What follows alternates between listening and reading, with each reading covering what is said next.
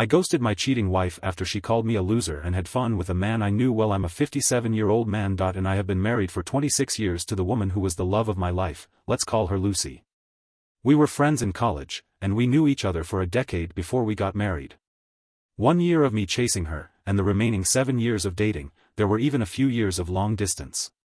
During those 7 years, when we lived in different cities for work, our relationship withstood the challenge of time and distance. Lucy was not only my wife and the mother of my children, she was also my closest friend since college. She understood me like no one else, which is why her betrayal devastated me. About a week ago, Lucy and I went to our college holds a reunion every year for the classes that graduated 35 years ago. It's a big event. With singers and celebrities, each year's alumni are eagerly awaited, and this year it was our class's turn to shine. We and our classmates were excited to reconnect and see how we had all changed over the years. We're especially excited because we were one of the few college couples who had been married and together for so long.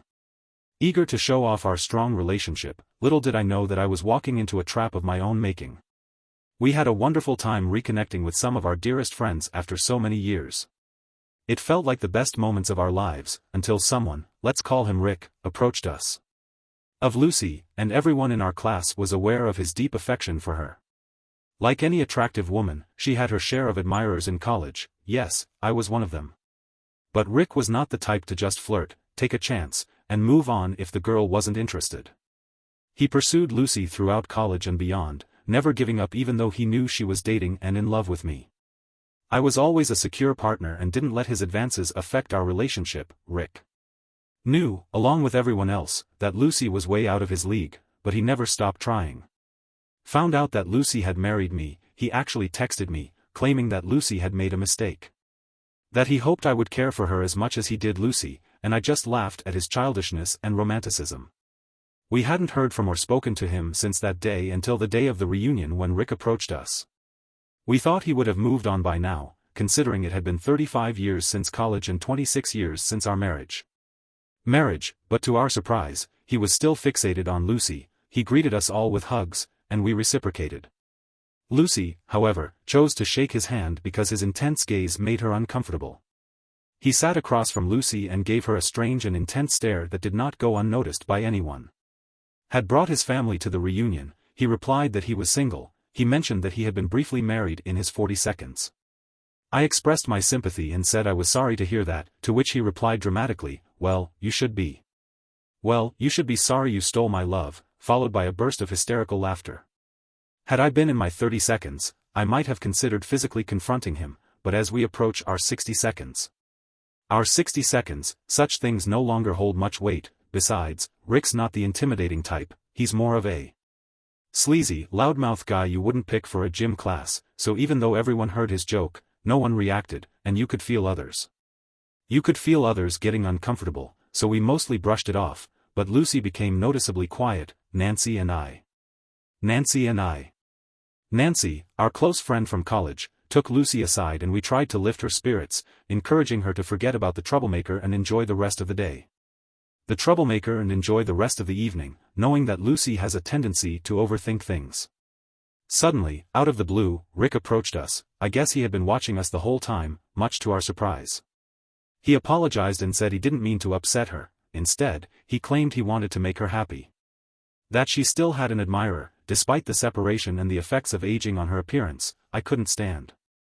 He expressed genuine regret for causing discomfort. Lucy asked him to leave us alone, but he insisted. That Lucy forgive him so that we could enjoy the last gathering of our lives. That night was undoubtedly the last opportunity for us to meet old friends and classmates. So there was no point in dwelling on the past. Lucy hugged him and urged him to. We all hugged each other and went to the dance floor to enjoy the party. Others joined us. Later, I noticed that Nancy and Lucy were talking to Rick, who was standing next to them. He was talking to them and dancing in a comical way, if that makes any sense. I kept an eye on them to make sure they were okay. Rick whispered something in her ear and she smiled and nodded at him. I assumed it wasn't anything inappropriate. Nothing inappropriate or Lucy would have reacted differently, so that gave me the green light. to relax and enjoy myself with other friends and classmates. About an hour later I noticed that Lucy and Nancy were nowhere to be seen. Nowhere to be seen at first. I didn't think much of it because we were all mingling separately. Other friends on my own, but when they didn't show up after a while, I started looking for them. I tried calling them first, but they didn't answer, and I realized that maybe the loud music was drowning out the sound of their phones. After about 30 minutes, Lucy returned, but something about her seemed off. There was no obvious change in her appearance, but I had the distinct feeling that she was a different person. Nancy joined us soon after, but Lucy and Nancy did not exchange a word. Lucy and Nancy didn't exchange a word all night. I assumed they had argued about something because they avoided eye contact. Lucy, why she seemed irritated and wanted to leave early, but she remained silent. I wanted to stay until the end of the party, but Lucy insisted. I wanted to stay until the end of the party, but Lucy insisted that we leave early. I kept asking if she was okay and she replied that she was just tired and needed rest. It made me feel uneasy because she's usually the one brimming with energy, and to see her upset without knowing the reason worried me. Knowing the reason, I was concerned. I asked if it had anything to do with Nancy, but she simply replied, no. I assumed she was exhausted and left her alone when we got home, while most of our friends were posting happy pictures of the evening. We're posting happy pictures of the evening and chatting on social media, expressing their joy at the reunion and lamenting the possibility that it might be the last one. Lucy slipped into bed with her eyes closed. I suppose she wanted me to believe she was asleep. Why do I say that it was almost 2 a.m. when I went to bed? I fell asleep as soon as I hit the mattress. I don't know how long I had been asleep. When Lucy woke me up, she was crying and put her head on my chest, and I held her and asked her if she was okay. She was emotional about being reunited with her old friends, but she didn't answer. She just kept crying. Crying. I held her tightly to show my support, as it was the least I could do since she was not sharing what was troubling her. I allowed her to release her emotions, and when her tears finally stopped, she revealed something that stunned me. She confessed that she had cheated on me with Rick, and I was at a loss for words, unable to ask her anything. Thoughts swirled in my head about what might have happened the last time I saw Lucy. Dancing with Rick and Nancy and others, then the three of them disappeared for about an hour when Lucy returned. Lucy returned, she wore a somber expression and insisted on leaving the party. Nancy was aware of the situation, but she was clearly angry with Lucy, which explained her upset demeanor. Observing my stunned state, she began to explain everything herself. She told me that while they were dancing, Rick kept apologizing to her for the embarrassment he had caused her. Especially after she had rejected his advances several times, he showered her with praise, claiming that in all of his travels around the world, he had never met a woman as extraordinary as she was. Falling for his apparent sincerity, he first asked her if she would go for a walk with him. She refused, but he persisted, insisting that it would be their last encounter and that she deserved to know his true feelings for her. She wanted to hear what he had to say, so she agreed to accompany him for a walk on the college lawn in search of peace. On the lawn, Rick openly expressed his feelings, proclaiming his lifelong love for her. Lifelong love for her, and described her as the most incredible woman in the world. Lucy admitted that she was intoxicated and foolishly succumbed to his words. He began to hold her hand as they walked. And in that moment Lucy felt an immense weight of tension lift from her shoulders. I won't go into the explicit details of what she told me. But she told me everything, absolutely everything, and she even mentioned that her guilty conscience had kicked in. When they were in the middle of the act and she pushed him away, my mind was in a haze and my body felt numb. She nudged me. I asked her to give me a moment. She continued to cry and apologize.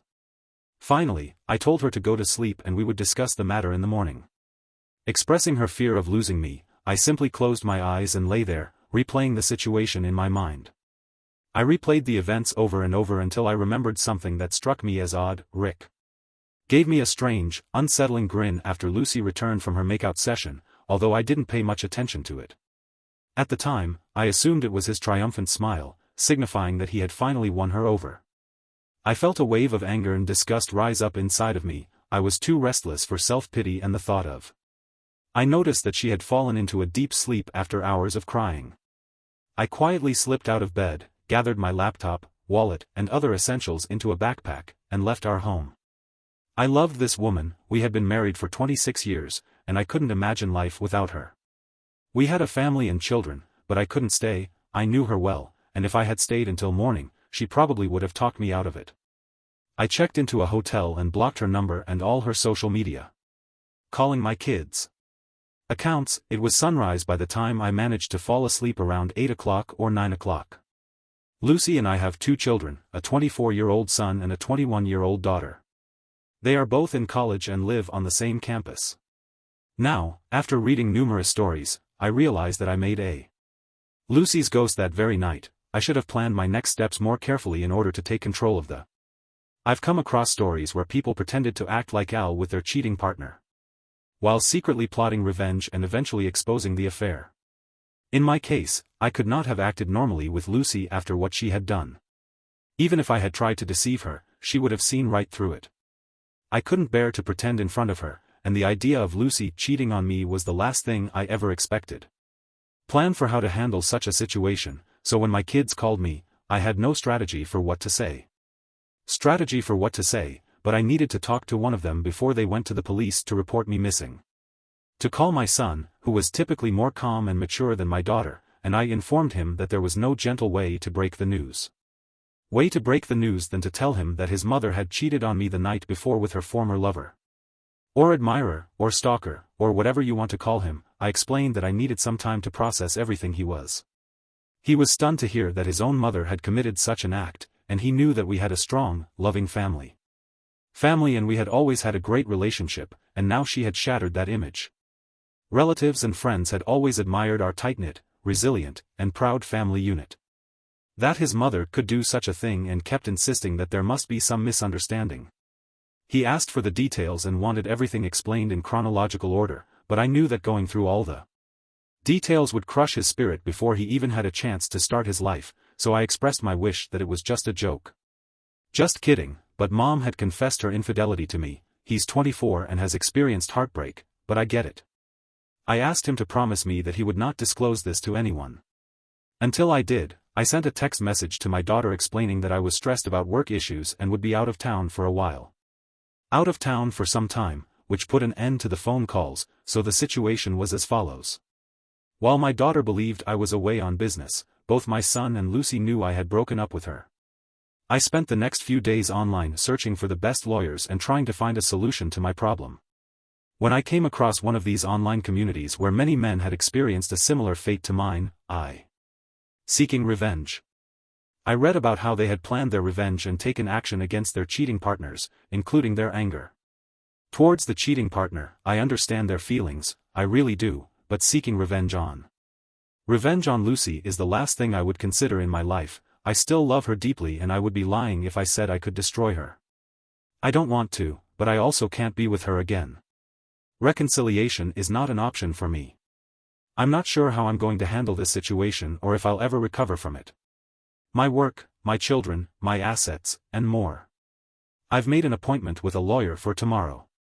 And I will see what advice they have to offer. I will provide an update as soon as I make progress. Hey everyone, thanks for all the support. While reading your comments I realized I missed some sharing. Update. Important information, both Lucy and I were management consultants, but in our late 40s we both left our full-time jobs. Lucy pursued her longtime passion for writing and I became a business consultant for startups. As a self-employed individual, I don't have a permanent job. Expressed concern that Lucy might show up at my workplace since I occasionally work from home or visit client offices. I consult for several clients at the same time. So far, Lucy has not been able to locate me. As I mentioned earlier, I am approaching 60 and we have been planning our retirement for a long time. We've been saving up to buy a beach house in the country for our retirement years. With plans to buy it next year, we've even identified some properties and have been in discussions with property owners. Fortunately, we haven't made the purchase yet, or it would have presented a different set of challenges. Lucy has been trying to contact me since I ghosted her. I met with the lawyer the day after my first post and he advised me to inform the children of the separation. As they are adults, and we also discussed the division of property. And I have decided to divide it equally between Lucy and myself. No, my retaliation would not include depriving. She's entitled to half of our assets, and she's earned it. She's also entitled to the separation. I understand her very well. She may be willing to give up her claim to the assets in order to reconcile and keep our family together. While the divorce papers were being prepared, I met with my children. I asked my son to discreetly take his sister to a restaurant without telling her that I would be there. My daughter's reaction was intense. The moment she saw me, she bombarded me with questions. One of her questions was whether I was cheating on Mom, since she knew that I had cut off contact with her. I had to be strong for her and for what I was about to reveal, so I calmed her down and assured her that I wasn't involved with anyone else. With anyone else, then gradually I revealed the truth to them, although my son was aware of it. My son knew, he didn't know my next steps. My daughter was devastated to learn that her mother had cheated on me. She had been living with Lucy for the last 15 days since I left the house, and she hugged me and apologized. Because they were angry with me, they both asked if I would consider giving our marriage another chance, but I made it. They both broke down emotionally. Witnessing their tears was heartbreaking, but they understood my pain. And they promised to support me through this difficult time. Of course, my daughter informed me that Mom Lucy had not been eating or sleeping. In fact, she vacillated between crying and pacing nervously as she endlessly tried to reach me. Offices to inquire about my whereabouts, but they all informed her that I hadn't been in their offices for 2 weeks. When our daughter asked her if anything had happened between us since the first time I had acted this way, Lucy didn't answer her question, but continued to cry and moan. As she locked herself in her room, I asked my daughter to stay at home with her mother until our divorce was finalized. I can see her sadness gradually turning to anger when we talk about her mother. I understand that they have also suffered a loss. Our family is broken, and there is one person responsible. However, I don't want or need them to harbor hatred toward their mother, so I insist that they offer her support. Here's something you won't believe. A few days later, I received a text from Rick. Inquiring about Lucy, he mentioned that if I was planning on divorcing her after finding out about her infidelity, he was willing to take her. I replied that Lucy was a free woman and could make her own decisions. I'm sure I blocked him after that. He messaged me to provoke me, but I felt the least anger towards him. I will not fall for his stalking tactics. I didn't marry him. Everything I did with Lucy, who betrayed me, affected me deeply. I'm not insecure. He can have her if she wants. That's the least of my worries. Divorce update. The divorce papers are supposed to be mailed today and I'm still waiting for my daughter to call me regarding Lucy's reaction. I'll give an update as soon as my divorce is finalized. In the meantime, I still have a lot of things to sort out regarding my assets, retirement, and my children's well-being. Hello everyone, I know, it's been a while since my last update. I apologize for that. I had a long list of things to take care of. First and foremost, my divorce is now finalized. When Lucy got the divorce papers, she didn't take it well. She was upset. She had been living in a bubble until then, where she thought I was just angry and would come back to her once my anger subsided. Received the papers, she insisted that my lawyer arrange a meeting with me, but my lawyer refused, stating that she would receive half of all the assets, which was more than she deserved, and she replied that she didn't want any assets. I told her I knew her and she expressed her desire to meet with me once before she signed the divorce papers. Confident in her abilities, she knew that if she had one FaceTime conversation with me, she could get me to reconsider. She was right. If I had met her, I might have changed my mind. I still loved her and couldn't bear to see her deteriorate. But I couldn't put my self-respect aside. She took me for granted. She tore our family apart. The abyss. I won't go into that abyss, except to say that I couldn't bear to live that way. She told me that her mother's condition had deteriorated to the point that she needed to be hospitalized. Depression, and was refusing any medication or supplements to help her feel better. Hospital and put on a liquid diet because she had stopped eating altogether. I understand that many of you may consider me to be, may find me heartless and self-centered at this point, and question whether I ever truly loved Lucy because of my apparent indifference to her declining health. My answer is simple. Have you ever experienced betrayal? If not, you cannot fathom the. To say that I loved and cherished my wife would be an understatement. I was her biggest supporter and fan, and we've been together for almost 3 decades. Rick was partially right. Finding a woman like Lucy is an extraordinary challenge. Intelligence, talent, empathy, and all the qualities you want in a partner, so I made sure to treat her accordingly. But what did she do in return? She hit me at my most vulnerable point. A few days after Lucy received the divorce papers, Nancy reached out to me. Left alone with Rick, she asked how I was doing and inquired about Lucy. I informed her that we were going through a separation. She didn't seem surprised and mentioned that she knew the reason. Later, during our conversation, she called me Nancy. When she asked how I had discovered the affair, I explained that Lucy had confessed, expressed regret, and revealed that she had tried to warn Lucy. Nancy had advised her not to go out with him, but Lucy had ignored her. Counselor Nancy revealed something that strengthened my confidence in my decision. Her account of the incident had a slight. According to Nancy, she and Lucy were dancing happily when Rick joined them and began making advances toward Lucy. He whispered in her ear, which Lucy claimed was an apology from Rick. Uncomfortable with Rick's advances and tried to intervene, but she noticed that Lucy suddenly seemed to enjoy his company. When Rick suggested they go for a walk, Lucy looked to Nancy for guidance.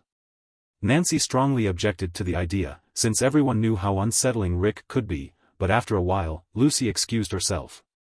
Nancy wasn't too bothered because Lucy had also expressed interest in going with Rick. While walking with him, Nancy was having a good time with other friends when she realized that Lucy hadn't returned, and she was worried. For Lucy's safety, she went out to look for her, and can you believe where she found her? In the college locker room? But where did Lucy claim they were? Out on the lawn. Caught them in the act, and they only stopped when Lucy saw Nancy approaching, so it wasn't Lucy's guilty conscience that stopped things. It was Nancy who interrupted them. Up to that point I still had some pride in myself. I still had some pride in Lucy for owning up to her mistakes and confessing them to me right away gave me a sense of closure despite her. I believed her story that she got carried away because of the alcohol and her conscience. However, it became clear that Lucy didn't cheat because she was drunk, she did it because she wanted to get into college. The pool was at least a 15-minute walk from where we were, and the locker rooms were deep inside the facility. It was a deliberate choice on her part after she had told her side of the story. Nancy asked if I could see myself giving Lucy another chance to rebuild our relationship since Lucy had confessed. The thing is, Nancy didn't know that Lucy's version of the confession was different. And I didn't clarify or answer her question. Despite Lucy's miserable condition, she had lied to me. Lied to me, and that's when I lost all respect for her. Meanwhile, my children had informed me that Lucy's condition was deteriorating and she was on the verge of harming herself. Upon hearing this, I called Nancy and explained I asked Nancy to visit Lucy and have a frank conversation with her. Lucy had kept her secret locked away, causing her immense suffering.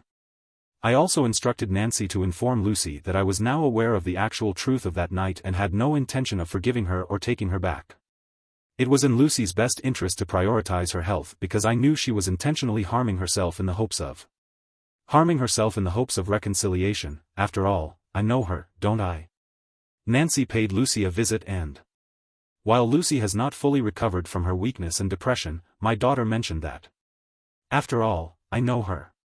In addition, Lucy has signed the divorce papers, which has been a great relief to me. A great relief to me. My plan is to finish my outstanding work and embark on a solo journey. Decided to abandon my previous idea of settling down in one place, as it would drive me crazy, I admit. I haven't handled the situation as perfectly as some people in this community who have faced similar circumstances, but I've done the best I could. Let's wait and see what the future holds. I'll keep you all updated. Hello. Everyone, I hope you're all doing well. It's been a year since my last update. I wish I could say that time has flown by, but it hasn't. I spent a few months in a motel and later rented a condo for a few more months until my divorce was finalized. As for my work, as I had planned, I gradually transitioned to clients clients with whom I could work remotely 100% of the money that Lucy and I had saved for our retirement. At home, she received 50% of it and I divided the remaining 50%, which was my share, evenly between my 2 adult children. I don't need it, and they are responsible enough to put the money to good use, as is the case with Lucy. Still in therapy, Nancy maintains regular contact with Lucy and occasionally checks in on me. She told me something surprising about Lucy that I never expected. Keep in mind that this information is coming from Nancy, who is still supporting Lucy. So take it with a grain of salt, but she has no reason to deceive me. Here's the revelation bracelet. The revelation. Yourself. Despite my repeated claims that I know Lucy well, even after her infidelity, hearing this made me question whether I ever really knew her.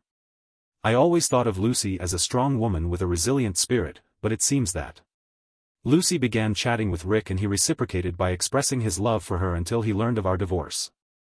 As soon as he found out, he started acting weird and basically ghosted her. Lucy was heartbroken to discover that Rick had stopped communicating with her after she told him about the divorce.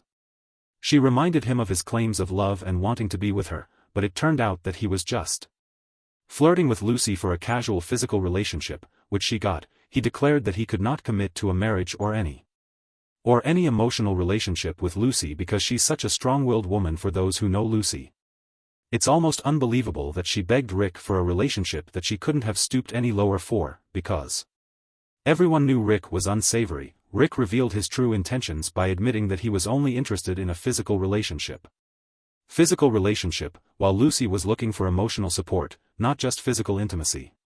Partner and was happy with that arrangement. It seems that all of his love and admiration were insincere when Lucy and Rick had a disagreement, he ended it with a hurtful remark that indirectly mocked Lucy by suggesting that he had succeeded in deceiving her, claiming that he thought Lucy was intelligent, yet he had succeeded in fooling her, implying that he was the smarter of the two, which caused her to sink deeper into depression because she had lost everything by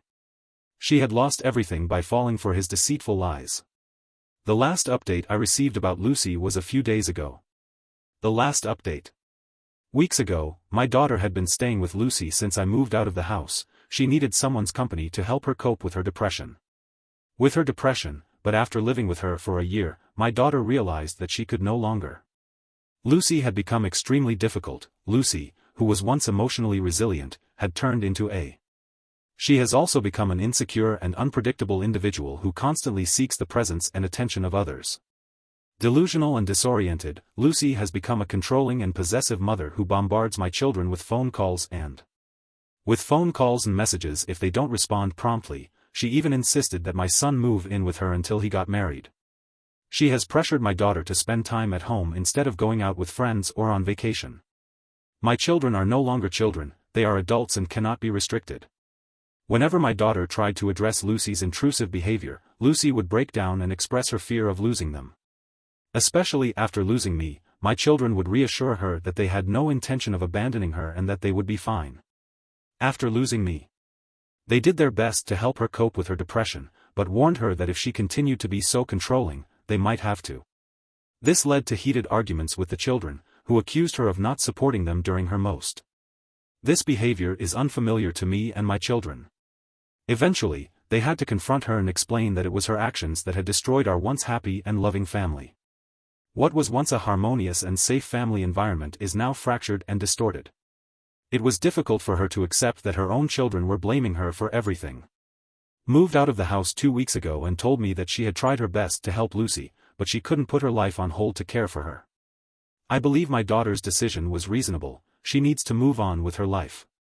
And Lucy needs to regain control of her own life, while some may take satisfaction in seeing her cheating ex-wife in misery.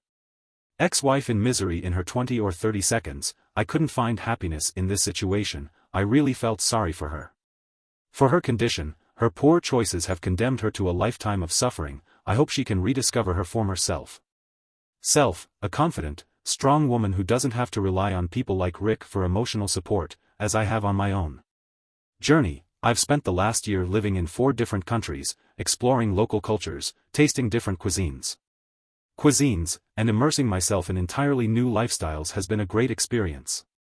At first, I was disappointed that I had always envisioned spending my golden years in peaceful harmony with nature. My golden years. Luke, however, I now find satisfaction in having embraced the different cultures and lifestyles I've been privileged to experience. Incredible people in different corners of the world. To be clear, I am not in any new relationships, nor am I. I'm open to whatever the future has in store for me. And I'll keep you posted if anything significant unfolds.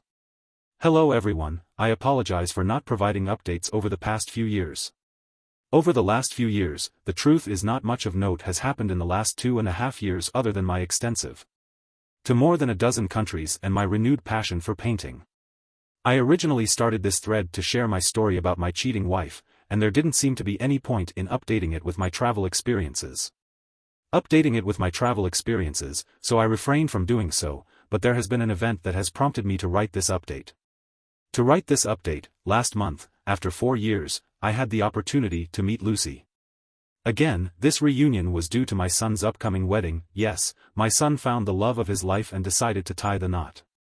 He called me 2 months before the wedding and expressed his desire for Lucy and I to meet the girls.